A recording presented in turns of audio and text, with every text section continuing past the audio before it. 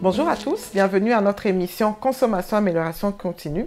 Tout d'abord, avant de continuer, je voudrais d'abord dire merci pour les retours que nous avons eus suite à la dernière émission. Donc, merci pour vos suggestions, merci pour les différentes questions, merci aussi pour les commentaires.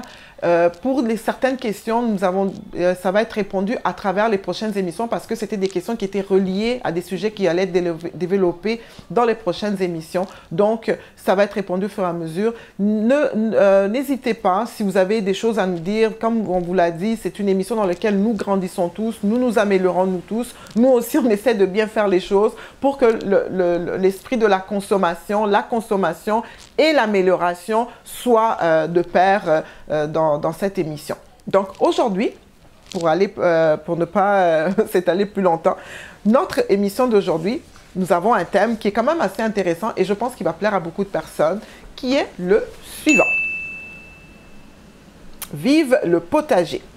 Ah, vive le potager. Vous allez me dire, c'est quoi le potager? Eh bien, le potager, chers téléspectateurs, le potager, c'est un jardin qui est destiné à la culture des légumes ou de certains fruits pour la consommation. Par exemple, aujourd'hui, j'ai avec moi plusieurs différents légumes qui pourraient être cultivés dans un potager. Et c'est parti. Comme d'habitude, vous avez commencé à comprendre comment fonctionne l'émission. Et comme d'habitude, vous pensez à nous connaître, pour nous guider dans l'émission, nous avons notre petit tableau de bord qui va nous diriger pas à pas pour passer au travers du sujet du potager. Alors, pour débuter, on va savoir pourquoi nous devons avoir un potager. Ou pourquoi on peut avoir un potager. Hein. Ce n'est pas une obligation, mais pourquoi? Pourquoi l'intérêt pour le potager aujourd'hui? Alors, nous avons quelques points que nous avons pu relever pour nous. Vous savez que nous aussi, on fait des recherches, on discute avec des gens, on entend des commentaires et on fait un tri de tout ça pour vous revenir avec les raisons les plus pertinentes sur le sujet. Alors, pourquoi avoir un potager? Le premier point qui nous est beaucoup revenu, c'est le goût. Il semble que c'est beaucoup plus goûteux, si je peux me permettre, de cultiver ses propres légumes. Le goût est complètement différent. Je ne sais pas pourquoi, mais c'est ce qui m'est dit. Donc, si je mange des tomates qui viennent du marché ou d'une épicerie, pour ceux qui vont à l'épicerie ou d'un magasin, et quand je les cultive moi-même sur ma propre terre, en prenant soin de mettant des engrais que moi je choisis, j'ai tout à fait un goût différent et il semble que le goût est tout à fait merveilleux. Pourquoi encore? On nous a dit les légumes de saison. Il semble que quand on a un potager, on peut se permettre de cultiver les légumes selon la saison. Donc, on n'est pas pris selon ce qui est offert sur le marché ou dans les magasins, mais on peut décider de cultiver selon la saison les légumes que nous avons envie d'avoir pour notre consommation. Et donc ça, c'est un point assez intéressant. On décide nous-mêmes qu'est-ce qu'on veut avoir dans notre maison, qu'est-ce qu'on veut avoir sur notre table. Donc, on peut cultiver des légumes de saison. Aussi, c'est un geste écologique. Oui, vous allez me dire, un geste écologique. Oui, il faut penser à l'écologique. Un geste écologique, ça veut dire que ça aide, en fait, à limiter, en fait, aussi l'impact sur l'environnement. Quand on fait nos propres légumes, effectivement, c'est beaucoup plus, comme on dit, c'est beaucoup plus naturel et on limite aussi l'utilisation des produits chimiques, les conservations et tout ça. Donc, ça limite de toute façon des engrais. On cultive, c'est naturel, on sort de la terre et on le remet. Donc, c'est un geste écologique pour l'environnement. Le fait de pouvoir cultiver ses propres légumes, ça impacte moins l'environnement. Il y a moins de transport. Les gens, si chacun de nous produit un petit peu, c'est sûr que ça limite les transports entre les villes, entre les pays et tout ça pour certains produits. Donc, ça aide aussi à ce niveau-là. Pourquoi encore? Ça nous permet de savoir aussi ce que l'on mange. Comme je vous l'ai dit, ce n'est pas que tout ce qu'on trouve sur le marché est mauvais, mais le fait de pouvoir cultiver nous-mêmes aussi nous permet de contrôler la source, nous permet de contrôler la qualité de la terre, nous permet de contrôler les engrais que nous pouvons utiliser. Et donc, ça fait que nous avons des légumes que nous pouvons vraiment dire, entre guillemets, biologiques, qui est le terme et la tendance du moment. On essaie de manger le plus santé que l'on peut. Le fait de cultiver nous-mêmes nos légumes, de faire nos champs, comme aime bien de le dire mon pasteur, ça nous permet en fait de contrôler notre nourriture de la source, de là où ça vient, jusqu'à notre assiette. Autre point que nous avons trouvé, qui nous a été dit, qui était intéressant aussi, que nous avons retenu, ben, c'est une façon de recycler les déchets. Oui. Ben, en fait, il y a certains déchets que nous produisons au sein de notre consommation, dans notre cuisine, qui peuvent être réutilisés comme un compost, donc qui sont mélangés dans la façon d'être conservés, peuvent être utilisés comme un genre d'engrais. Ce n'est pas vraiment un engrais, mais quelque chose qui peut aider notre sol à être nourri. Et donc, on ne jette pas tout. Donc, c'est comme un cycle de réutilisation des produits. Donc, on fait comme on le dit, mais rien ne se perd, rien ne se crée. Ben, c'est ça. On consomme, mais dans la consommation, il y a moyen de récupérer pour pouvoir aider notre sol. Donc, il y a certains éléments organiques, si je peux me permettre. Donc, il y a certains biens, certains produits que nous pouvons manger qui peuvent aider à cultiver le sol, à enrichir le sol. Et donc, ça nous aide aussi à produire nos propres légumes. Autre point qui nous est revenu dans le pourquoi avoir un potager, ben, on nous a laissé savoir que on peut initier les enfants. Oui, c'est une activité en soi, ça devient intéressant, hein? Une activité qui peut être faite en famille. Donc, on peut apprendre nos enfants sur les différents légumes, comment les cultiver, comment s'occuper de la terre. Donc, c'est une façon d'initier les enfants et ça leur apprend aussi à bien manger et à apprécier les légumes.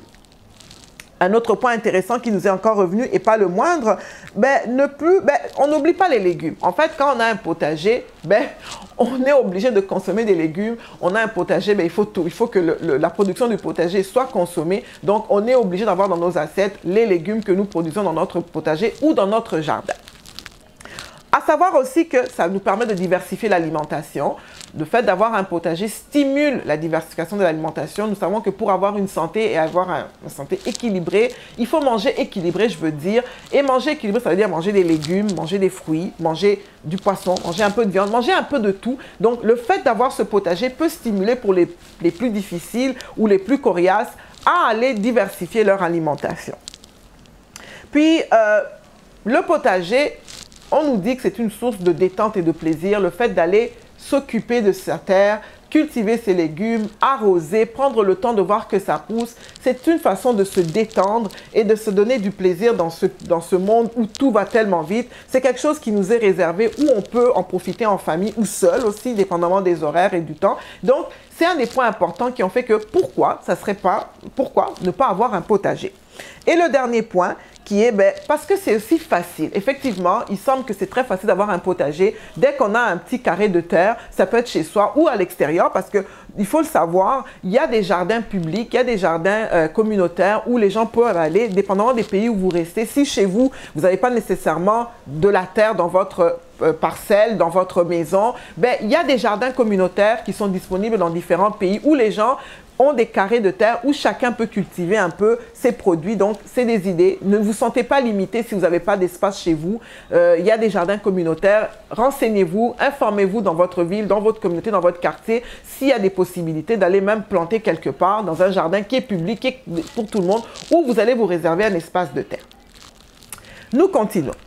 Notre deuxième point, dans le potager, les conditions pour avoir un potager. Nous avons parlé que ça prend de la terre, mais il y a certaines conditions qui doivent être respectées quand même. Et quelles sont les conditions donc pour débuter un potager? Si je m'intéresse à un potager, qu'est-ce que je dois savoir? C'est toujours important, on l'a appris, en amélioration continue, c'est toujours bien de faire ses devoirs. Avant de se lancer, prenons le temps de voir, est-ce que c'est fait pour moi? Est-ce que je peux me le permettre? Je parlais tantôt, je disais, parfois on est peut-être dans un appartement, dépendamment de là où on vit, ou même dans une maison, mais il n'y a pas d'espace de terre. Il faudra peut-être se trouver de la terre. Si on peut en emmener, tant mieux. Si on peut le mettre dans des pots, tant mieux. Mais sinon, voir est-ce qu'il y a d'autres solutions, comme les jardins communautaires. Les conditions pour débuter un potager. Le lieu, l'endroit, c'est ça. Donc, trouver un endroit où je peux cultiver mes légumes, ça devient très important. Si ce n'est pas disponible chez soi à la maison, de voir quelles sont les autres options qui s'offrent en moi.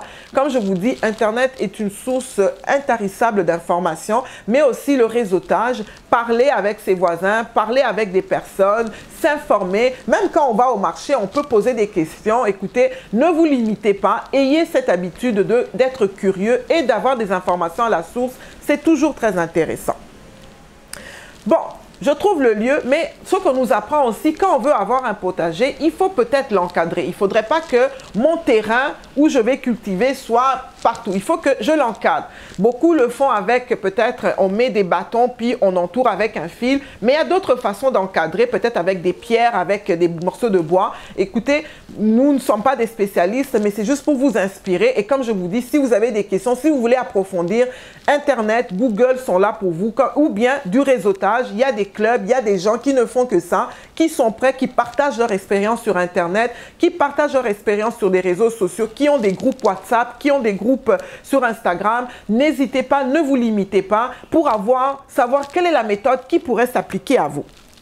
Autre chose à savoir, le potager, c'est quelque chose qui se fait étape par étape. Il faudrait avoir une idée de ce qu'on veut cultiver avant de commencer notre potager. Si je vais cultiver des tomates, je vais cultiver peut-être des poivrons, je vais cultiver, je ne sais pas, des pommes de terre, écoutez, des patates, je vais cultiver des feuilles de manioc. Il faut que je sache comment établir mon potager. Donc là encore, ça prend de l'information, ça prend de discuter, ça prend de s'inspirer. N'hésitez pas à aller visiter des fermes, n'hésitez pas à aller visiter des endroits où vous savez que les gens font ce genre de culture-là. Ça va vous inspirer. Posez vos questions. Les gens sont toujours prêts à partager quand les questions sont bien posées de façon tout à fait naturelle, polie, pour en fait améliorer. Écoutez, n'hésitez pas à vous informer. Nous, ici, c'est juste pour vous donner les points auxquels vous allez penser si vous voulez débuter un potager.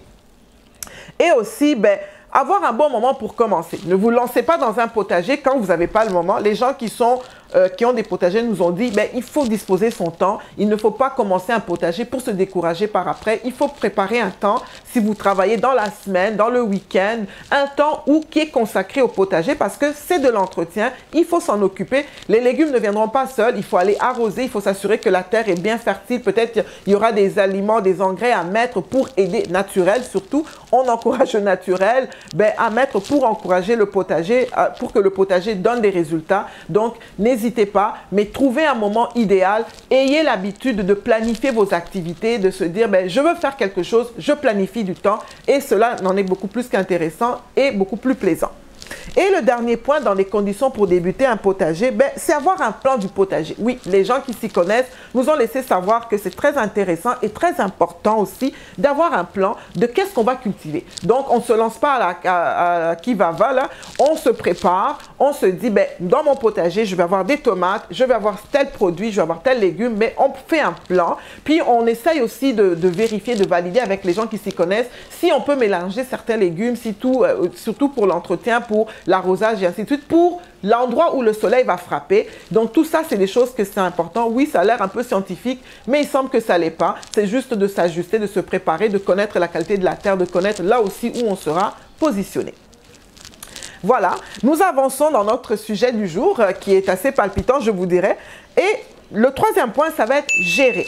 Comment gérer son potager? Oui, il faut une certaine gestion. Donc, il faut apprendre à gérer un potager. Donc, si vous avez décidé d'avoir un potager, il faudra le gérer. C'est ça qu'on nous a dit. Donc, tantôt, je parlais de ça, je le reprends. La gestion du potager, c'est de savoir placer les différents légumes. Il faut bien les positionner. Il faut faire attention à la façon que le soleil frappe sur votre potager. Donc, c'est une question de gestion, pas d'une gestion scientifique, mais quand même de s'inspirer des gens. C'est pour ça que ça va être important peut-être d'avoir du réseautage, d'aller sur des pages qui parlent de comment gérer un jardin où on cultive des légumes pour vous donner des idées, vous parler de ça ou rencontrer des gens. Je suis sûre que dans votre entourage, dans votre ville, dans votre quartier, il y a des gens qui ont des potagers, qui cultivent chez eux, même juste pour le plaisir, mais de s'inspirer de leurs expériences, ça peut toujours faire du bien avant de se lancer dans ce projet très intéressant.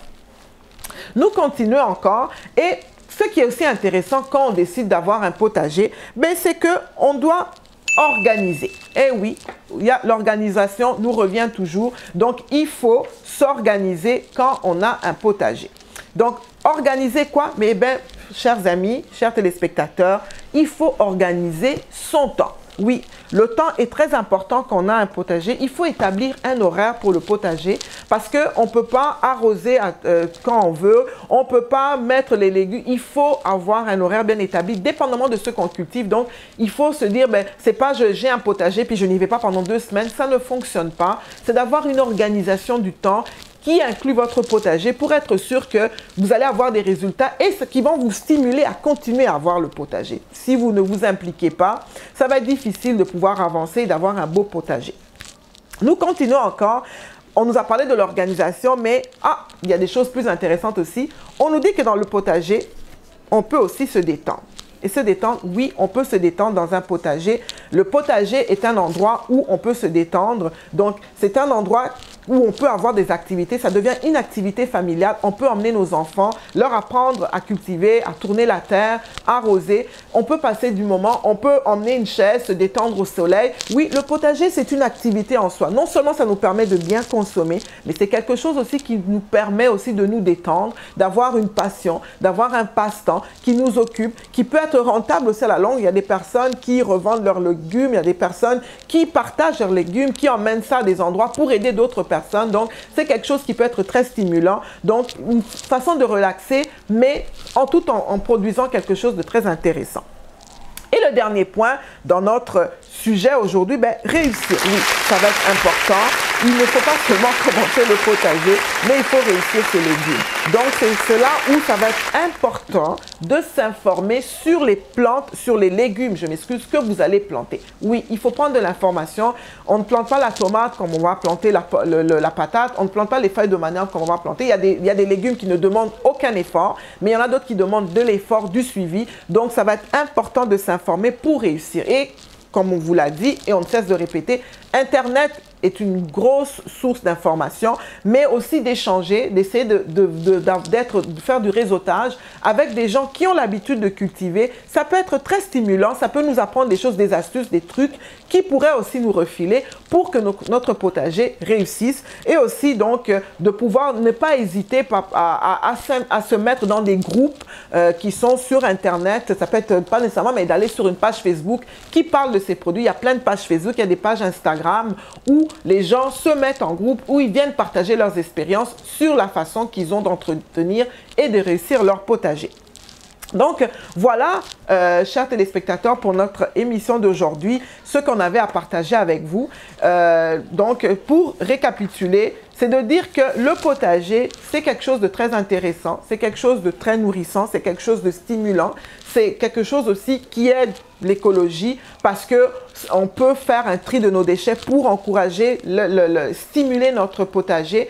Le potager nous permet aussi d'avoir des moments de détente en famille, d'avoir des activités. Le potager peut être une source de réseautage, une source qui nous permet de rencontrer d'autres personnes et pourquoi pas peut-être de débuter une nouvelle activité si ça se passe bien, pourquoi pas produire à plus grande échelle si on a la possibilité, si on a l'étendue pour. Donc voilà, on trouvait que c'était un sujet très intéressant.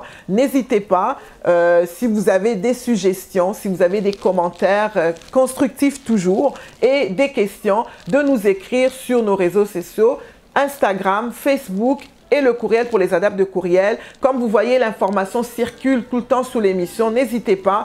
Nos pages, nous sommes très actifs sur nos pages. Nous revenons aux gens qui nous écrivent et nous n'hésitons pas. Et vous avez d'autres informations, l'émission, les sujets de l'émission. Donc, n'hésitez pas à nous rencontrer sur nos pages sociaux et à nous donner des retours sur l'émission. Merci à tous d'avoir été là et bonne consommation.